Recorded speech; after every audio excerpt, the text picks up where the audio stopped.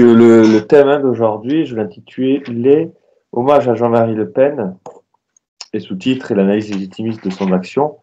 Le thème, c'est évidemment du fait du décès de Jean-Marie Le Pen en début de cette année, ou à la fin de l'année dernière.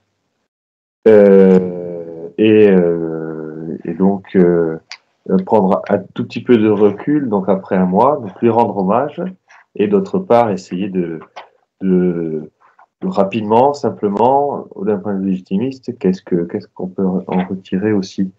Donc d'abord, j'aimerais commencer par un hommage. Et il y a eu beaucoup de choses qui se sont passées, hein, d'un point de vue purement actualité. Je ne vais pas y revenir. Il y a eu, vous savez, évidemment, toutes ces manifestations tout à fait malsaines de gens qui ont fait la fête, se réjouissant de sa mort. C'est tellement, décadent qu'on est juste consterné en voyant cela. Et, euh, voilà, il n'y a pas vraiment grand-chose à dire. De plus que ça, en tout cas, ce qui est certain, c'est qu'il y a aussi beaucoup de personnes qui ont pleuré sa mort et qui ont surtout prié pour lui. Et en tout cas, on peut se réjouir qu'il a fini avec les sacrements, la dernière extra-onction, le viatique, qui, quelques années avant sa mort, s'était marié dans l'Église catholique avec la messe tridentine, était revenu à une foi pleine, puisque dans sa vie, malgré qu'il ait toujours eu un respect par rapport disons, à la chrétienté et puis à l'Église catholique, il s'est éloigné longtemps des sacrements. Donc c'est une grande joie de savoir, enfin pour lui, de savoir qu'il a fini sa vie réconcilié, réconcilié avec le bon Dieu et qu'il a bien fini sur cet aspect-là, donc ce qui est toujours un signe d'espoir pour que son âme repose effectivement en paix et qu'elle puisse monter rapidement au ciel. Donc, continuons à prier pour lui. J'imagine bien que sa famille et de nombreux gens qui lui sont fidèles continueront à lui faire des messes de requiem pendant longtemps. Le premier point, alors je vais essayer de présenter en 3 points, enfin, grosso modo. Le premier point sera plutôt, un témoignage personnel, enfin, c'est-à-dire, euh, voilà, comment, par exemple, pour moi, j'ai connu Jean-Marie Le Pen, et c'est pas pour parler de moi, mais c'est parce que je pense que ça peut être intéressant, parce que pas mal de gens de ma génération, donc moi je suis né en 1990, je suis plus jeune, mais je suis pas vieux encore, je pense. Comment on l'a connu et ce qui peut expliquer aussi, et pour ceux qui sont plus jeunes, je pense que c'est plus accentué, enfin j'expliquerai après, les événements complètement consternants qu'on a pu voir dans les rues. Et ensuite, je lirai tout simplement comme hommage à Jean-Marie Le Pen le très beau texte qu'a écrit Bruno Gollnisch, qui est donc un très bon ami de Jean-Marie Le Pen, qui est un bon ami que je connais aussi. Évidemment, je le connais beaucoup moins que Bruno Gollnisch ne connaît Jean-Marie Le Pen. C'est très exact, donc je le lirai juste. Et ensuite, je ferai un petit peut-être pas une analyse, pas à ce point-là, mais disons les points saillants des enseignements que Jean-Marie Le Pen nous apporte et les limites, forcément, comme n'importe qui peut avoir dans son action, de son action, justement, au XXe siècle. Donc d'abord, le premier point, simplement, ça sera rapide, une sorte d'anecdote, de témoignage. C'est donc pour quelqu'un comme moi, qui vient de la campagne et qui, disons, oui, la campagne qui, à la fin, est devenue la lointaine périurbaine d'une grande ville. Comment Jean-Marie Le Pen, comment j'ai pu connaître Jean-Marie Le Pen? Premièrement, il faut dire, et ça je pense que c'est un fait qui sera reconnu universellement, quelle que soit d'ailleurs la couleur politique, quoi, c'est que Jean-Marie Le Pen a véritablement marqué la seconde partie du XXe siècle et le début du XXIe, disons, euh, oui c'est ça, le second XXe siècle, qui est certainement aujourd'hui, d'un point de vue culturel, en train de se terminer. On passe à une nouvelle ère, une nouvelle époque, je ne sais pas comment dire, un peu comme le XIXe siècle qui déborde un peu sur le XXe siècle jusqu'à la Première Guerre mondiale. Voilà, je pense qu'on est en train de changer d'ère à l'heure actuelle. Mais en tout cas, ce qui est certain, c'est que Jean-Marie Le Pen a marqué son époque. Et ça, je pense que personne ne peut le contester, parce que ça soit par la diabolisation et, disons, quasiment l'insulte constant et les attaques constantes qu'il a pu subir sur les 20 ou 30 dernières années de façon très très virulente, que ceux qui lui ont été fidèles, qui l'ont suivi, qui ont été enthousiasmés, qui ont espéré, qui ont été inspirés, etc. Personne ne reste indifférent face à Jean-Marie Le Pen. Et quand on ne reste pas indifférent par rapport à une figure de cette ampleur, c'est bien que premièrement elle compte et que deuxièmement elle marque, que ça va dans un sens ou dans l'autre. Euh, pour ma génération, donc née en 1990, donc bien tard, dans l'histoire de France et dans l'histoire de la France contemporaine aussi, ben, de loin, Jean-Marie Le Pen, on ne le connaissait pas, mais on connaissait son nom, et évidemment, son nom diabolisé. C'était une sorte de...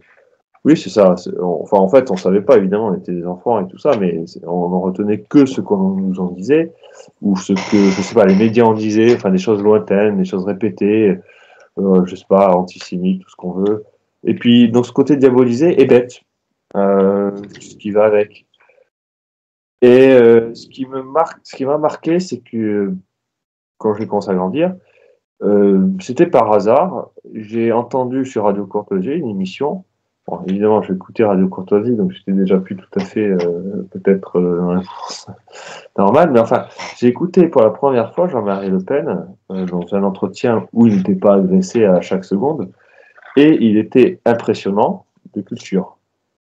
Impressionnant, oui, c'était un homme cultivé qui connaissait ses lettres classiques, qui était loin de l'image, premièrement, que je pouvais en avoir et qu'on avait pas mal de mes contemporains, enfin de mes, disons, de la même classe d'âge que moi.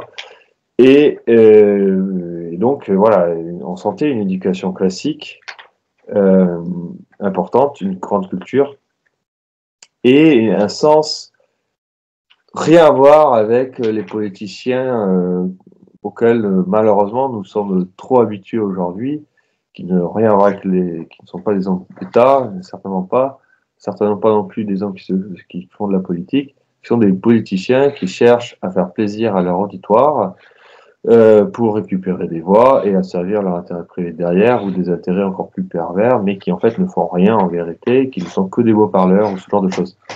Jean-Marie Le Pen, et on le sentait dans ses interviews, quelqu'un qui a vécu, qui a de l'expérience, et on sait très bien qu'en politique, l'expérience est très importante, non, et qui a fait des choses.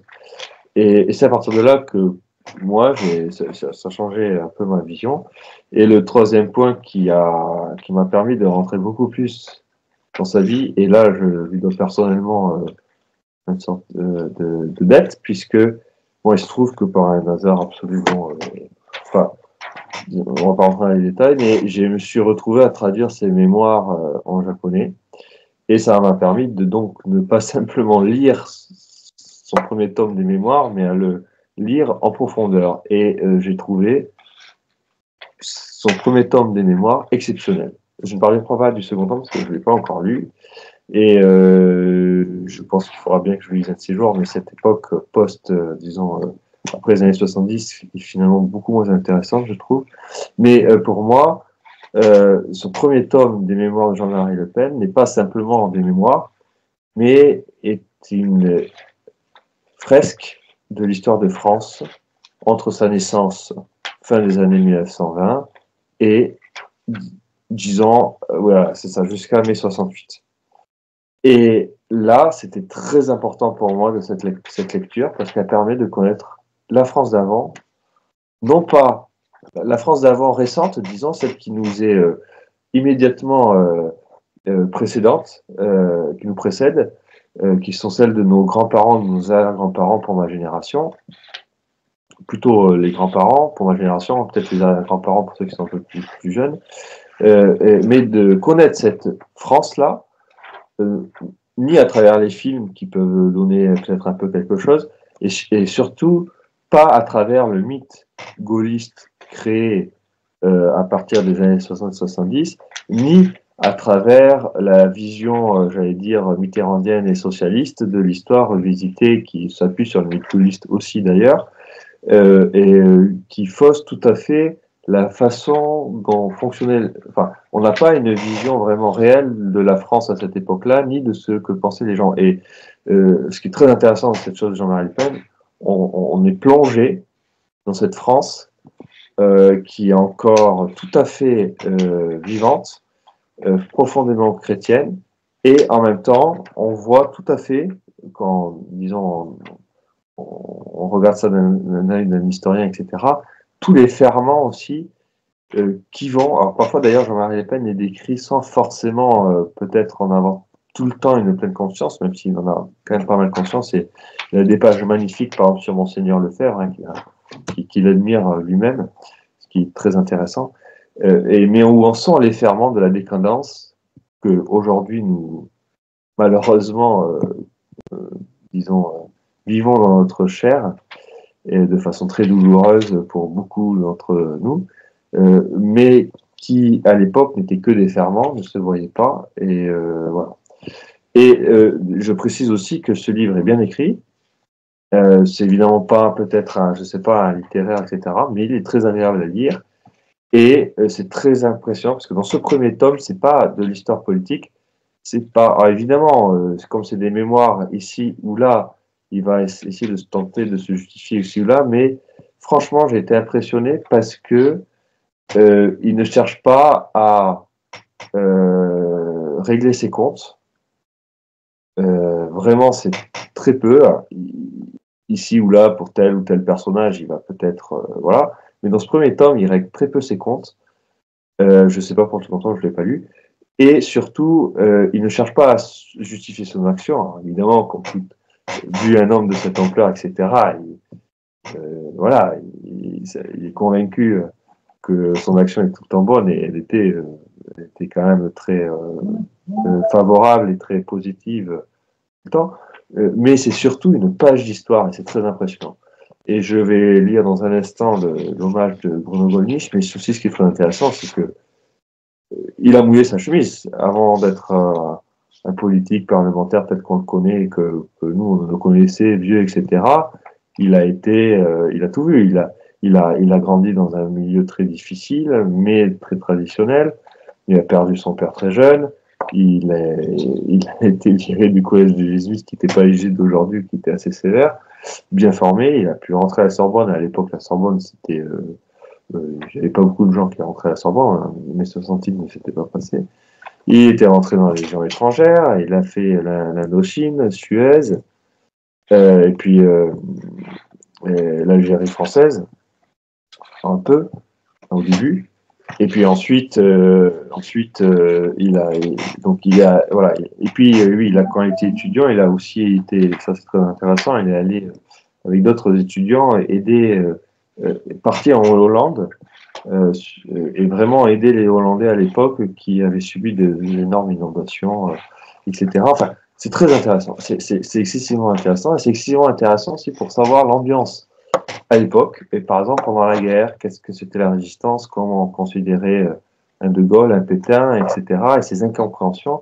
Et puis, c'est très intéressant aussi de voir comment, dans les années 50, il y a cette pourriture communisto-libérale qui est en train d'atteindre une bonne frange d'un catholique actif, d'un catholicisme actif, qui sont le ferment de Vatican II quelque part, mais que là déjà il y a quelque chose qui voilà.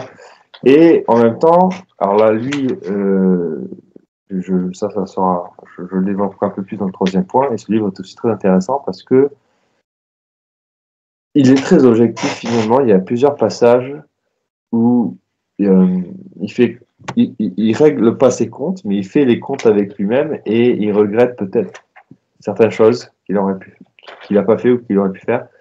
Et en particulier sur cet aspect de la religion où il s'en est éloigné et sur l'aspect de la famille, puisque finalement il a un peu négligé sa famille en fin de compte il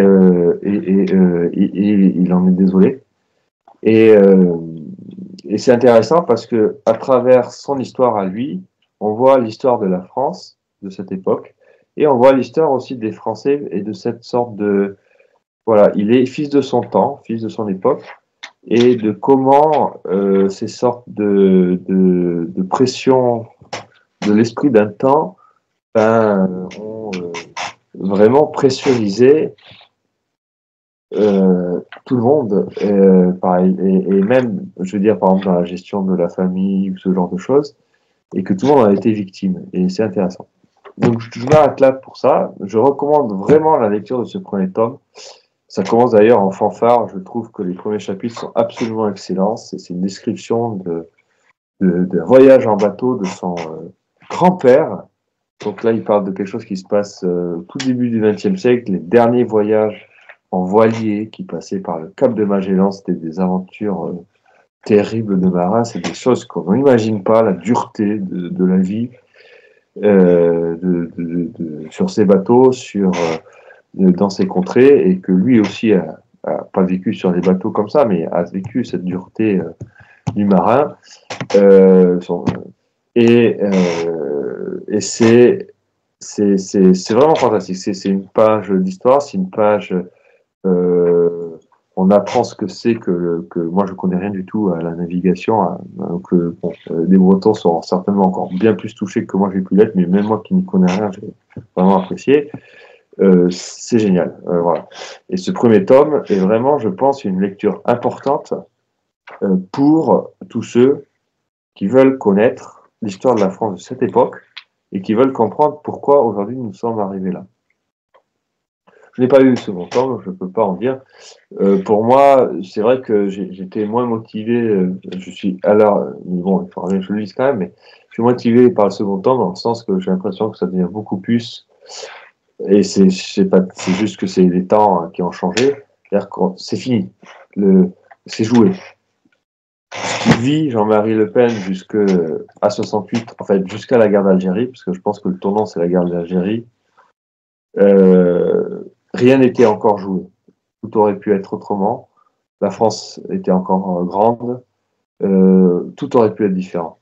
Après, l'histoire du FN, finalement, l'histoire que nous connaissons, ou mal peut-être, mais que nous connaissons, l'histoire du FN, je veux dire, du Front National, des années 70, enfin des années 80, 90, 2000 et 2010, c'est quelque part déjà trop tard, et on est dans c'est surtout du combat d'idées, au parlementarisme, etc., avec les histoires de personnes et tout ça, et malheureusement, et moi je trouve que c'est beaucoup moins intéressant, pas parce que l'histoire des années 80, 90 et 2000 pour l'histoire purement française est quand même beaucoup moins intéressante que l'histoire précédente. Il y a de grands enjeux, c'est la déchéance totale et ça part de plus en plus. Dernier point, et puis je lis l'hommage, ce qui est très intéressant dans ce livre aussi, c'est de voir, c'est ça qui est génial avec Jean-Marie Le Pen, et on comprend pourquoi il a pu fonder le Front National, il était connu, c'est parce que il a été le plus jeune député, etc. Mais il a connu tous les politiciens qui nous sont familiers ou qui sont familiers aux générations d'avant ou aux générations d'après. Donc, je sais pas, moi, les Mitterrand, les Chirac, et tout ce qu'on veut, quand ils étaient jeunes, avant tout ça. Hein. Et De Gaulle aussi en particulier, c'est très intéressant sur De Gaulle. Mais je reviendrai sur ça après. Alors, je vais lire l'hommage de M. Golnisch,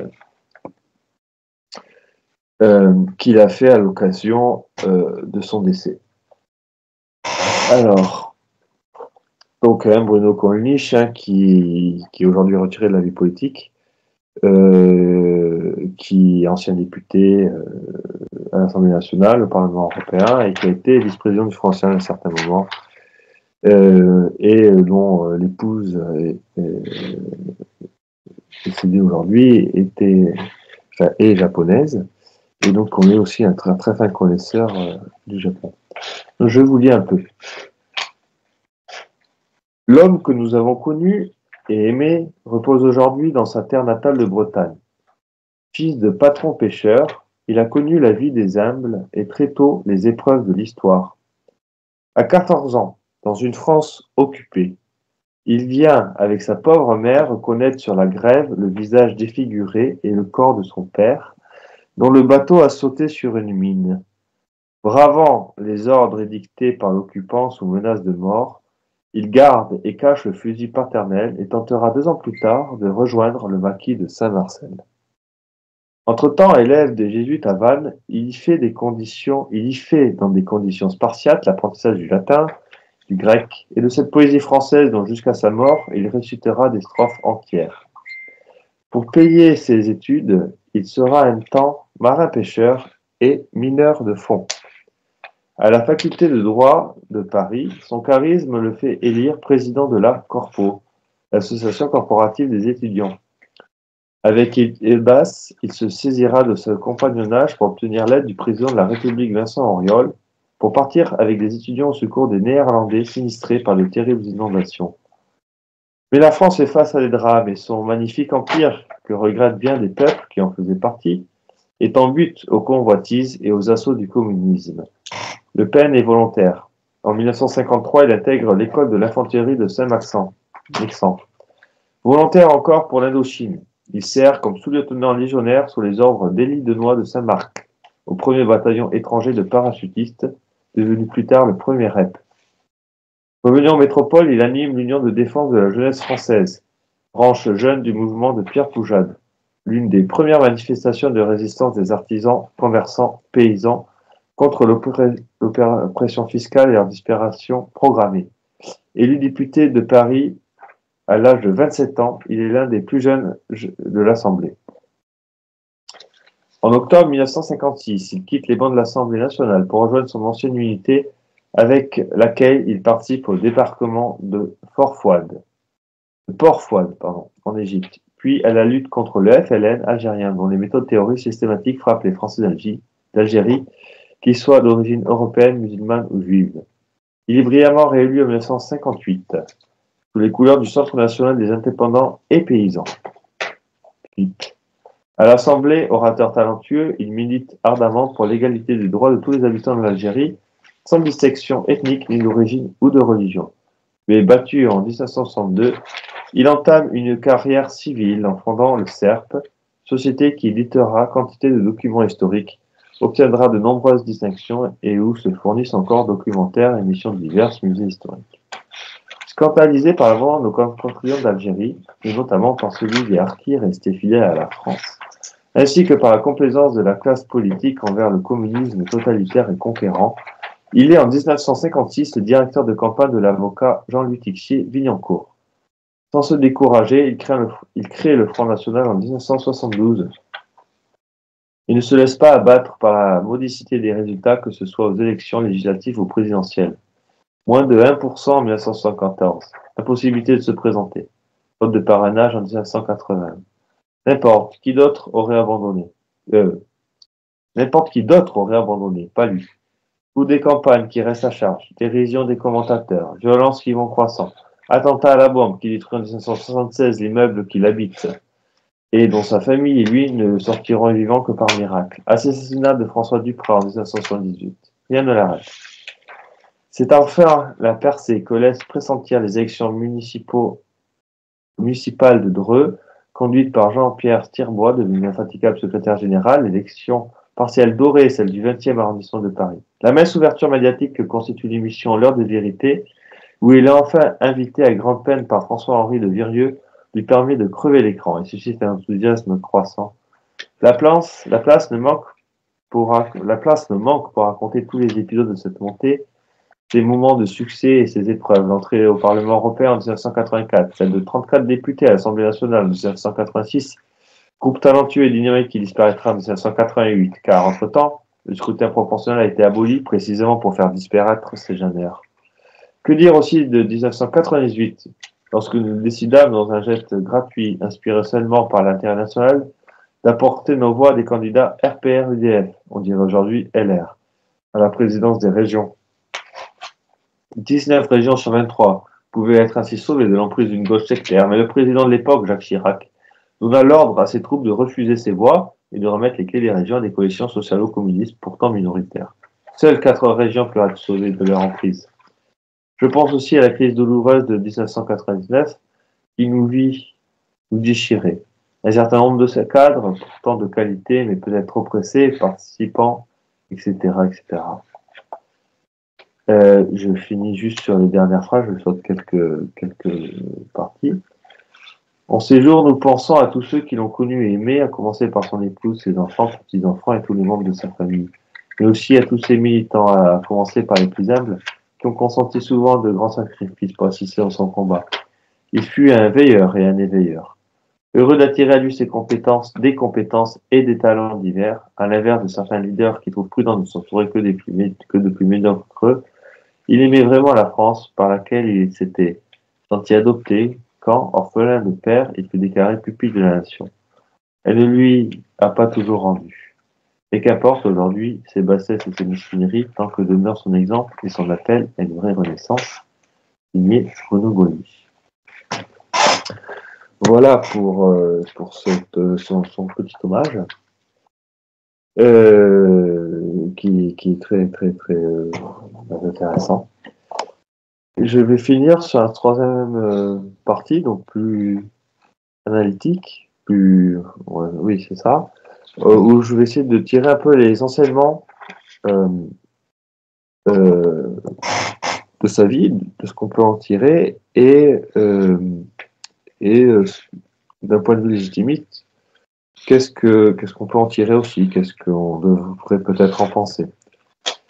Il y a des enseignements très importants pour les jeunes générations de notre époque. C'est pour ça que j'ai recommandé de lire vraiment ce premier tome des Mémoires de Jean-Marie Le Pen, parce que pour moi aussi, c'est une sorte de manuel politique pratique, dans le sens, pas sur les principes. C'est-à-dire que Jean-Marie Le Pen est cette époque où on a encore un certain nombre de principes politiques qui sont ancrés, qui ne sont pas forcément conscients, mais qu'on applique. Qui vient aussi du substrat existant de la France de l'époque, qui est encore une France constituée, enracinée, avec des traditions, avec une identité. Je penserai par exemple à une toute petite remarque que moi j'ai trouvé tout à fait intéressante dans ses mémoires, quand il expose comment la radio, je parle de la radio, pas de la télévision, la radio dans son enfance, avant la guerre donc, dans les années 30, la radio a détruit tout un pan de la culture populaire, car à cause de la radio, les gens ont cessé ou ont largement diminué les chants. Parce que tout le monde chantait avant, en travaillant. Tous les travaux, disons, manuels, humbles, etc., tout le monde le faisait en chantant. Et avec la traduction de la radio, les gens ont arrêté de chanter. Et il déplore ça comme un tournant, un peu de civilisation. Et c'est très vrai, c'est très intéressant. Et il y a tout un tas de choses comme ça dans son livre que nous n'avons pas connaissance. Nous, avec nos tablettes pourries, pardonnez-moi l'expression, etc., on est à 100 000 années-lumière de cette époque. On est nul, on est minable. On n'a pas eu une vie dure, enfin, on a tous des difficultés et certainement des choses dures, mais comparé franchement à ces vies de l'époque, voilà, c'est un élément différent. C'est des gens qui avaient ancré dans leur éducation des bonnes habitudes, de bonnes vertus, une grande pugnacité, de grande volonté. Alors, Jean-Marie Le Pen, lui, est tout à fait exceptionnel, évidemment, et particulier dans sa volonté et tout ça, mais c'est pas que pour lui, c'est vrai aussi d'une époque, de cette sorte de recul, de bon sens, de sens commun, etc.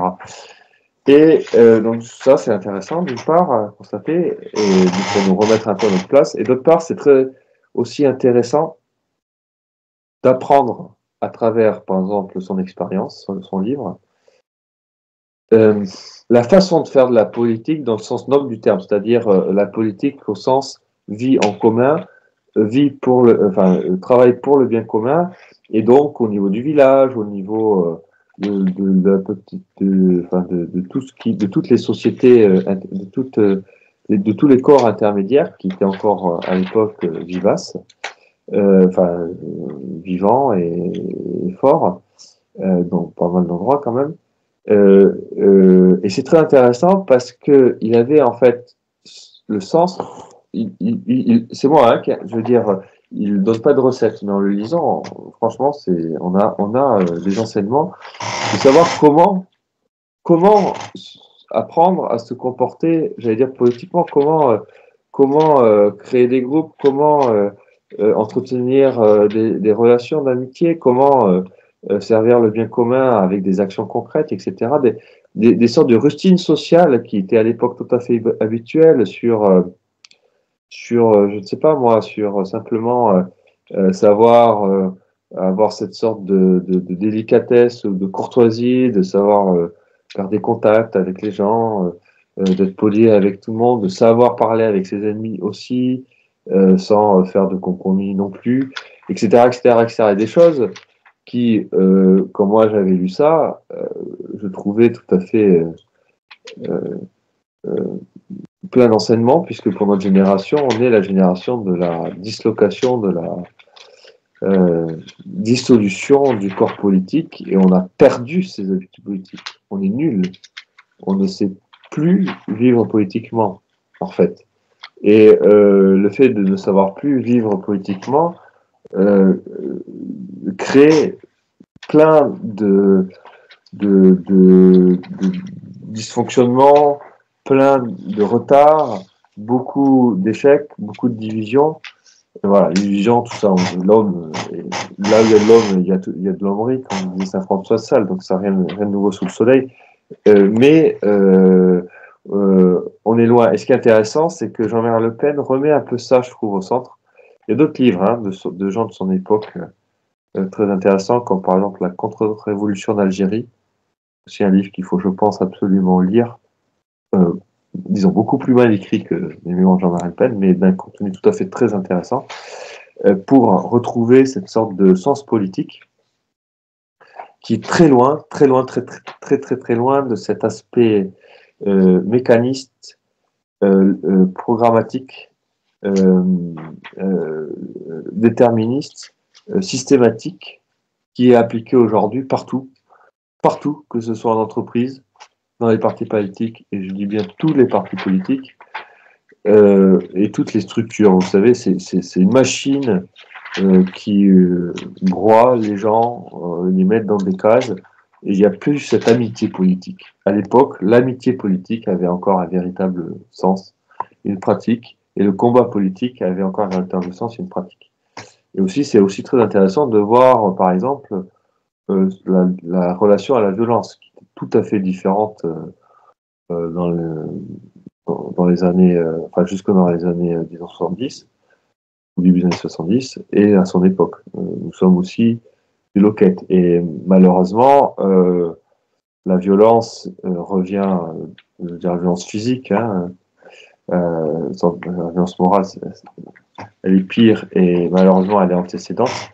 Mais la violence physique revient aussi dans de plus en plus de façon normale et quotidienne en France. Et on va devoir réapprendre certaines choses. Bon. Tout ça, c'est du côté des enseignements. En cela, c'est très intéressant. Après, je vais parler un peu du point de vue chimiste et peut-être des limites. Des limites dans le sens que plutôt ça retrace un esprit d'une époque et on sent très bien euh, pourquoi tout ça finalement, enfin pourquoi ça a tourné un peu comme ça, enfin ça aurait pu, l'histoire aurait pu finir différemment évidemment, mais qu'est-ce qui explique quand même que ça soit fini comme ça et quelles sont les causes? Et il y a plusieurs choses, et je vais essayer de les, voilà, de les soulever rapidement. Une première chose, je dirais que c'était justement quand c'était, c'est paradoxal, ce que je vais dire peut-être, mais cette sorte de grand sens politique qui était ancré, qui était enraciné, qui était presque des réflexes en fait. C'était pas forcément réfléchi, il faisait ça naturellement. Et ces bonnes vertus naturelles de l'honnête homme, cette grande culture qui était encore le cas de à peu près, quand je dis tout le monde, pas tout le monde à l'époque, mais même des types insupportables, francs-maçons et tout ça, ils étaient très cultivés. On était quand même rien à voir avec le niveau à l'heure actuelle qui fait très peur. À l'époque, il y avait effectivement un fort niveau. En fait, le pays vivait quand même, malgré toutes les choses, vivait en paix. Il y avait plein de corps intermédiaires, les choses fonctionnaient bien, on pouvait monter beaucoup de choses. Mais tout cela a donné comme une sorte de d'hubris, je dirais. C'est comme ça que je l'appellerais. Enfin, ou plutôt que, je pense que c'est le mot qui définit le plus cette situation de la France à cette époque, une sorte d'hubris, dans le sens, donc ce que aujourd'hui, ce que on appellerait peut-être un certain activisme, c'est-à-dire une confiance trop grande dans la capacité des hommes à déterminer l'avenir politique, à changer les choses politiques et à faire des plans et à les réaliser. Et là, je parle vraiment en général, hein, je ne parle pas de l'action de Jean-Marie Le Pen spécialement en particulier, mais de toutes les actions de l'époque, de cette sorte j'allais dire d'humanisme, non, c'est ça, d'activisme, de surconfiance dans l'homme naturel, et en fait, qui à l'époque était effectivement très fort dans toutes ces choses-là, mais il était très fort parce qu'il était surtout, en fait, il y avait un fond chrétien. Donc ça, c'est un premier point. Le deuxième point, c'est justement cette relation à la religion.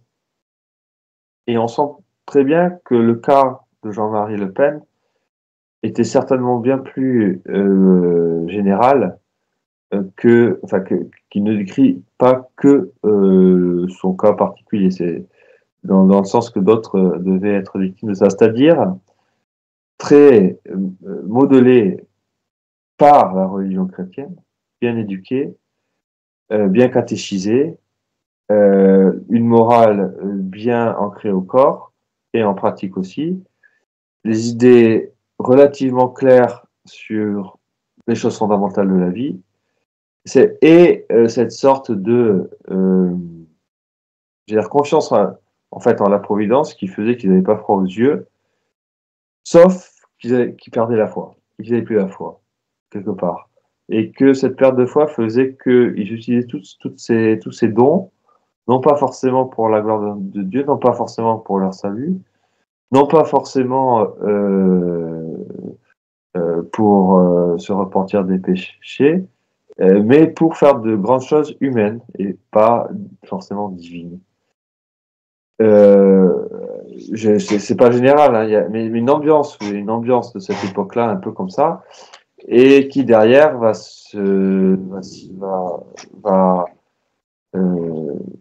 par exemple, pour Jean-Marie Le Pen, qui lui n'est pas viré du côté, enfin, il a toujours respecté l'Église catholique, etc. Hein, c'est-à-dire qu'on a Maurras post-guerre, enfin, évidemment, ils sont pas comparables, ils sont très différents, mais au niveau de la grandeur des figures, il y a peut-être quelque chose quand même qui est qui est analogique, du moins. Il s'est éloigné de la foi catholique.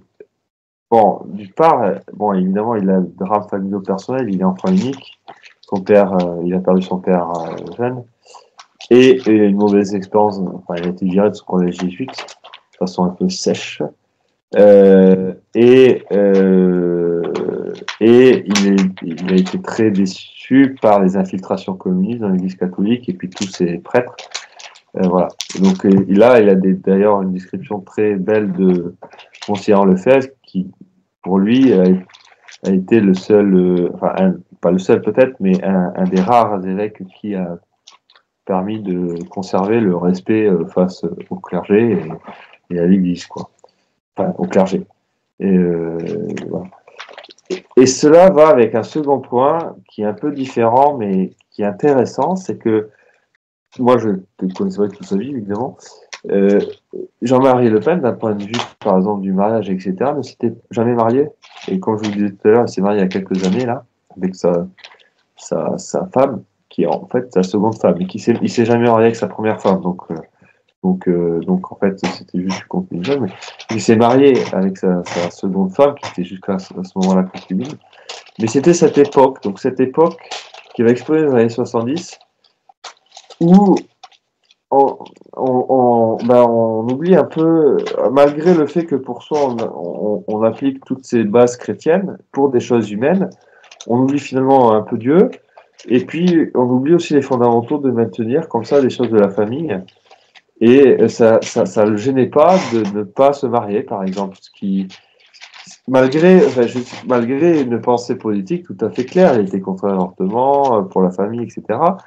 Mais ça, pour le coup, il l'a pas forcément appliqué dans sa vie. C'est pas une pierre jetée, c'est simplement un constat que cette époque-là, c'était quelque chose de relativement commun, et qui montre cette sorte d'ambiance où, en fait, le ferment chrétien se pourrit.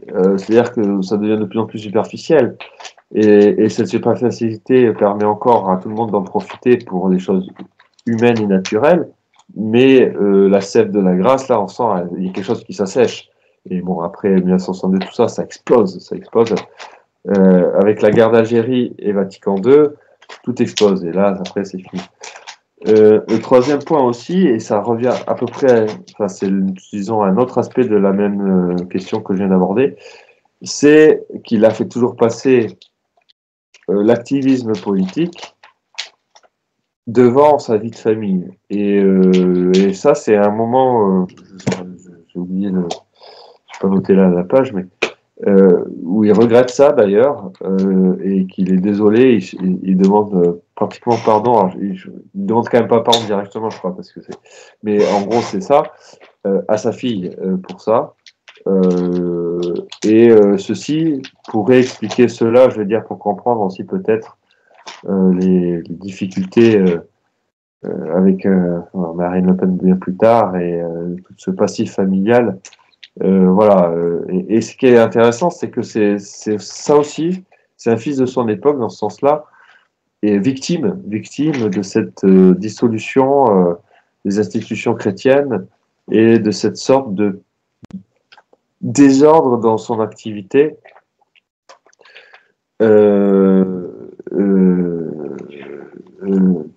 Qui a eu des conséquences sur ça. Et enfin, troisième point, et ça aussi je trouve que c'est... et puis un autre point intéressant, c'est pas le dernier point, c'est cette sorte de... Il finit son premier tome, et ça je trouve que c'est bien bonne découpe, avec en fait la création du Front National, donc en 1972. Et finalement, la période très intéressante, c'est jusqu'à 1962, avec peut-être un peu 1965. Mais après, quand justement ils font la SERP, dont Bruno Gollnisch parle, là il lâche tout finalement. Pendant 8 ans, 9 ans, 7 ans, il le dit lui-même, il a arrêté. C'était une époque où, après l'indépendance de l'Algérie, tout ça, les 30 Glorieuses, les gens n'arrêtaient pas de bouffer, de jouer, de se faire plaisir. Tout était bien socialement, vous voyez, tout était bien, c'était la paix, les gens étaient cultivés, c'était super, on trouvait du boulot comme ça, il y avait plein de choses, les gens faisaient des avions, des trains, les techniques qui explosaient, donc on avait l'impression d'être les rois du pétrole, on n'avait plus à avoir de devoirs pour l'Empire, etc. Et il disait lui-même, on n'arrêtait pas de manger tout le temps. Euh, et c'est très intéressant cette sorte. Même Jean-Marie Le Pen a eu un découragement comme ça à ce moment-là, qui heureusement après il a surmonté, et ça a fait l'histoire donc de la suite du Front National plus tard. Mais il y a eu une sorte de découragement, un peu je baisse les bras. Et ça va aussi avec peut-être comment dire, une vie de la. Enfin, oui, vraiment, c'est ça. Et enfin, d'un point de vue légitimiste, donc, c'est quoi finalement la limite de. Enfin, disons que, en ce sens-là, Jean-Marie Le Pen est vraiment un fils de son siècle, le XXe siècle. Et finalement, d'un point de vue légitimiste, ce qu'on pourrait dire, c'est qu'il est typique, c'est-à-dire qu'il est républicain. Voilà. Il est républicain, même si dans ses pensées, dans son action, il a été finalement très anti-républicain sur de nombreux aspects. Mais malheureusement, il a été républicain en fin de compte. Et c'est typique de cette époque aussi, et c'est intéressant de le savoir pour nous aussi quand même, c'est qu'il croyait, et ça c'est très, il écrit aussi, c'est très intéressant, qu'il devait son succès à la République. Parce qu'il avait eu un instituteur de l'école du diable qui lui avait enseigné des choses et qui l'avait poussé pour aller faire des études. Ce qui n'était pas du tout évident, en plus dans sa Bretagne, à l'époque très royaliste et très traditionnelle. Bon, et ce qui est intéressant, c'est que finalement, il n'aurait pas pu être l'homme qu'il a été eu s'il n'avait pas été finalement d'éthos royaliste, et il était d'éthos royaliste parce qu'il avait grandi dans une Bretagne très contre-révolutionnaire. Mais il a jamais, enfin que je sache, certainement que les gens qui connaissent peut-être, en tout cas, il a écrit rien du tout là-dessus sur ça. Aussi peut-être un deux passages, mais voilà, il était républicain. Voilà, il considérait, il pouvait pas comprendre pourquoi il était important d'avoir une restauration royale. C'était hors du logiciel de n'importe qui au XXe siècle, y compris, enfin, du deuxième XXe siècle, y compris Jean-Marie Le Pen. Peut-être pas tout le monde, il y a eu heureusement des surveillances et tout ça, mais de façon importante. Et l'autre point, c'est l'activisme quelque part, et donc donc c'est-à-dire l'oubli qu'il faut toujours ordonner, soumettre, offrir nos actions au bon Dieu. Voilà. Ces limites ne sont pas des critiques au sens strict du terme. J'ai beaucoup d'affection. Mais effectivement, cela a fait que, en fin de compte, c'était voué à l'échec. Et je pense qu'aujourd'hui, on peut le constater.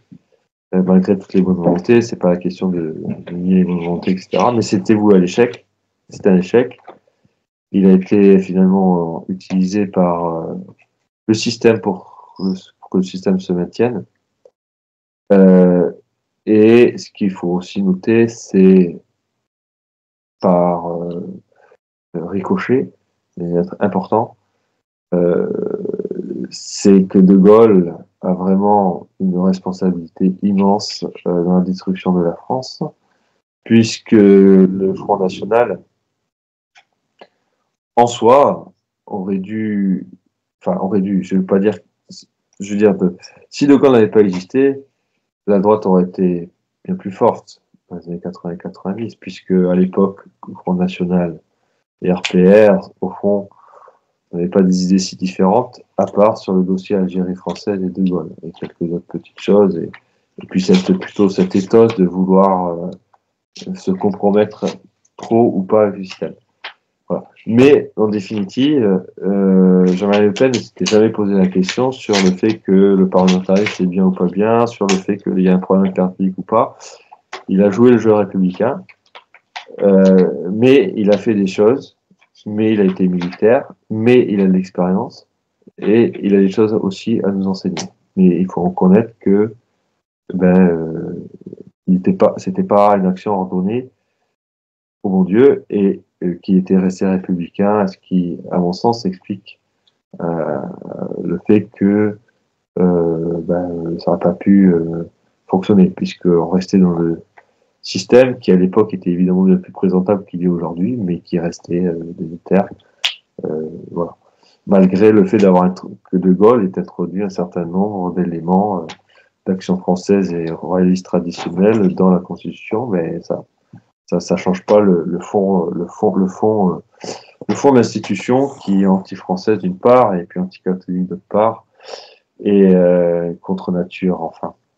Voilà, donc je vais m'arrêter là.